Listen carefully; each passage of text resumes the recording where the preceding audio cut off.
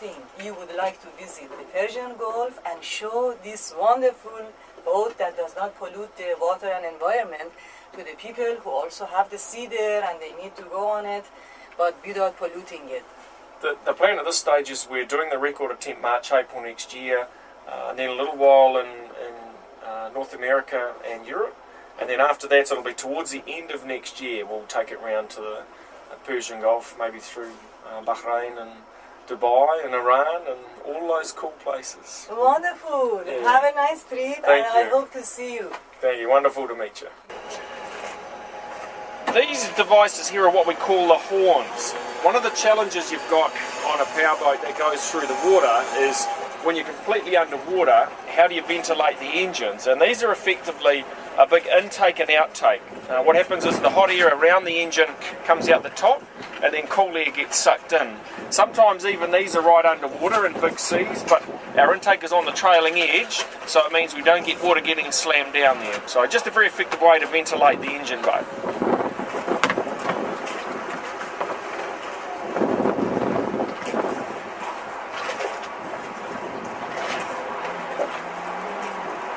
So this is called the helm, where we drive the boat from. Pretty standard set of equipment, radar, a GPS here. This one has a radar, but it's also got this neat thing I can connect it to. It's a FLIR infrared camera, so it's very good for night vision. Engine controls, autopilot over here, so when it's flat in open water, just put the autopilot on. And a nice cool car racing steering wheel. These seats here, carbon seats, and they fold nicely around you, so when you're bouncing around, you're sort of held nicely in them. And a couple of radios and a satellite communication. And this is the radio, right? That's an SSB radio, so that's one for long range. This one here, short range. Most commonly use this. That one over there is more long range. Yeah. Okay. And this one? That's a little TV screen that I can look at a camera that looks astern, and I can plug it into a DVD player there for when we're bored. Oh, yeah. very nice. Yeah. Very nice. And that's a sat phone up beside you there. How much speed do you make at sea? Typically, for example, in the record attempt, around 23, 25 knots. Typically at the moment, most of the time we just travel at around 15 knots, something like that. Yeah. The faster you go, the more fuel you use. So, unless there's a real reason for going fast, we normally don't. What do you think about this solar boat that people made in Swiss and they crossed the ocean with it a few months ago? Pretty gutsy to cross an ocean in any kind of boat, let alone a very small boat like that. And look, there are so many technologies that are going to come in and start this journey towards sustainability. And biodiesel is one of them, ethanol is another one, solar panels, wind energy, biomass. These things have all got a role to play, and different countries will come up with different proportions and ideas on what works best for them. And quite exciting times in energy these days. We need to move away from this total dependence on oil and gas, and things like solar energy. If there's a guy crossing an ocean in a boat using solar power, that's all good. You know, in your neighbor country, Australia, Sydney, Dr. Robert Dane also made a solar boat. Have you seen that? Solar No, I haven't saver. seen his one. It's a nice one too. Yeah, it's a ferry. Is that right? Yeah, I saw it when I was living in Sydney. So my name's Pete Bethune, and I'm the skipper of this very cool boat called Earth Race. A couple of neat things about it. One is the boat is a wave piercer, which means when you hit a wave, you go straight through it rather than riding over the top like a normal boat. That means the boat's a lot faster in rough seas. The other neat thing about Earth Race is we fuel the boat on biodiesel, which is a renewable fuel made normally from vegetable oils, but you can make it from animal fats, from fish oil, and a whole range of things. And it's a fantastic fuel, partly because it's renewable, and it's also got less emissions in virtually all categories compared with normal diesel. And you're starting to find that biodiesel, it's starting this transition towards sustainability. It's not the holy grail for transport energies, but it's part of this journey towards sustainability. And it's a neat fuel, and we've got this powerboat that we're taking around the globe, running promotions for this fuel called biodiesel. And in March, April 2008, we're also going to attempt the round the world speed record for a powerboat, and running 100% biodiesel fuel. Another cool thing with biodiesel is in the future countries can utilise whatever resources they have, and if you take for example Iran, you could probably grow palm oil there quite effectively. There's many oil producing plants that grow all over the globe, and so it's not a case of just taking oil out of one area of the world and shipping it everywhere. It's about countries doing their own thing and coming up with local solutions that work for them. نوشتنده نامه خسروی نبود آن زمان جز خط پهلوی تو این نامه خسروان بازگو بدین جوی نزد مهمان آبرو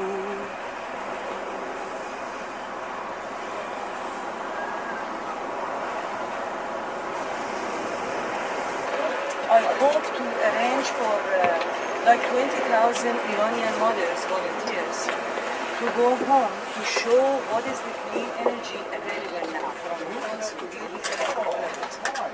And I'm also inviting people to give their support to those ladies who volunteer themselves.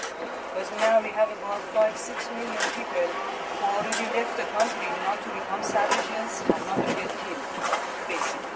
But now that all people are talking about it, it's either they make atomic bomb in one country or it's going to be bombarded by the Americans and the French people, then I see the solution is we have to go home together, the people who are volunteers with the clean devices and say mothers are cleaning the clean devices for the children of Iran, and through that act also change the political situation and say, okay, your time is over that you have been saying you do this and that. They promised people, for example, free water and free electricity, and none of them has been done. The reverse, they're charging. You have satellite connection. Yes, of course. Yeah, we need weather information and current information, and there are so many information we have to get in. I do believe that biodiesel. Also, we have contact to our ground crew who is managing the harbour contact when we arrive for refueling. And But they can start this transition towards sustainability. You get the fuel on the spot? please? You get the fuel delivered on the spot? Exactly. One of the rules is that we have to refuel in the harbour, not offshore. And so when we come in the harbour, we have only short time before refueling. And we want to make it as short as possible. And very important. Hi, I'm Matt. I'm here on the team on Earth Race. I'm here for a couple of weeks. I'm doing here a volunteer. I'm from Germany, and I like this boat because it's very green and very fast. I come from offshore sailing, and I like fast boats, and I like this adventure. And it's the right way. We are going here with Earth Race, with biofuels and renewable fuels, and it's a good thing to fight for. Where is your favorite place for sailing to? I like the Atlantic. It's very good.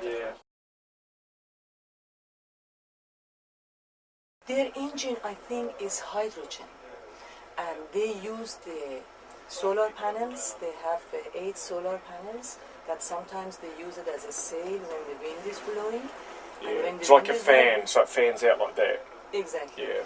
When the wind is not blowing, they just bring it down and collect the energy for electricity to crack the water into hydrogen and oxygen, release the oxygen and put the hydrogen into their engine. Oh, okay. This is the way they move. Okay. And now the Captain Cook is also getting that solar sailor there, and they say it's costing them half the cost of the diesel boats that was before, to show people some shows on board, and people are very happy about it. I hope that that kind and this kind, this is also good. Biodiesel and not polluting the water is wonderful. You can go the speed you want, and you still have the respect for the planet that's a living entity under our feet.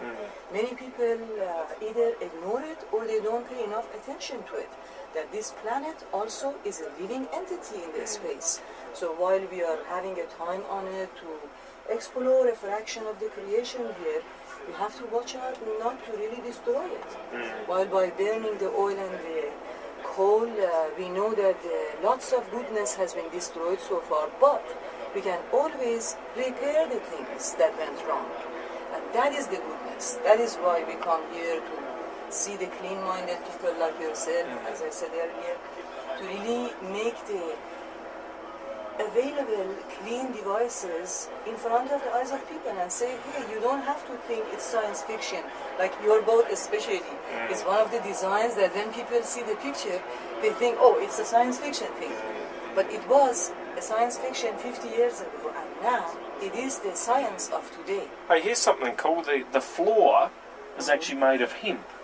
It's the first powerboat in the world that's used hemp in construction. You can see it a little bit on this down here. See how it's green?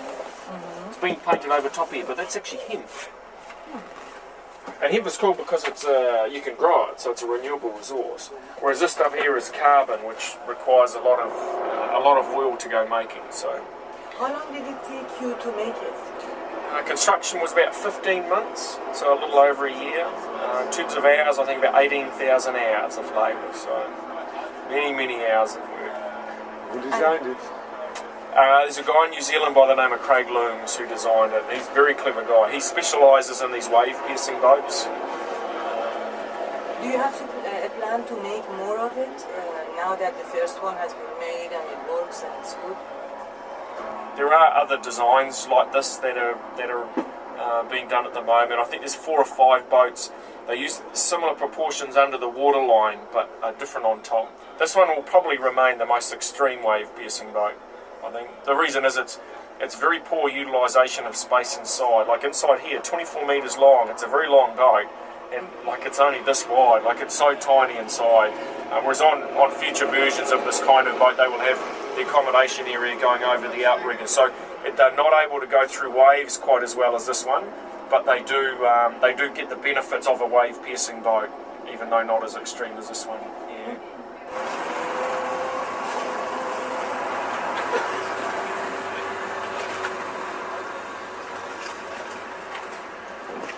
So this is what we call a galley.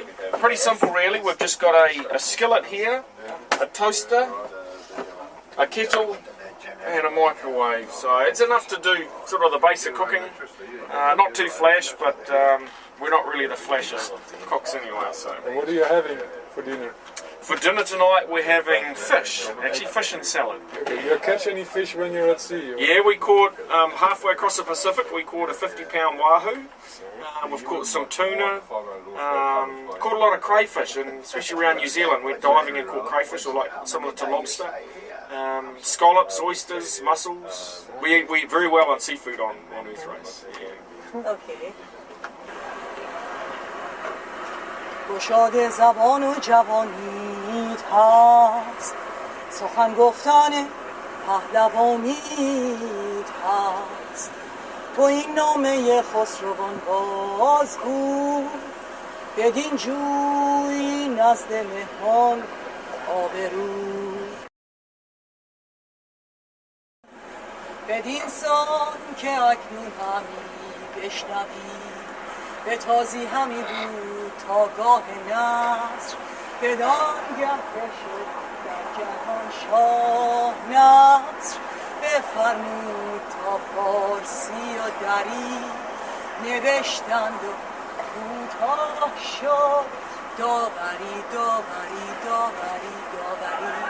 بچه ها ببینید این یک قایقه که از نیوزیلند اومده اینجا با بیودیزل، یعنی با موادی که آب آلوده نمیکنه، هوا رو آلوده نمیکنه. الان باهاشون صحبت کردیم به انگلیسی و گفتن که به امید خدا به طرف پرژن گلف هم سفر میکنن، میان به شما نشون بدن تا برسن اونجا بلند شین خودتون آستینا رو بالا بزنین، یا بیودیزل درست بکنین یا قایق خورشیدی درست بکنین، یه چیزی درست بکنین که هم آب و هوا بتونه پاکیزه باشه برای زندگی و هم شما بتونین حرکتتون رو بکنین. مینووش، آمستردام. به امید اینکه همه یه روزی وسایل تمیز داشته باشین. خدا نگهدار.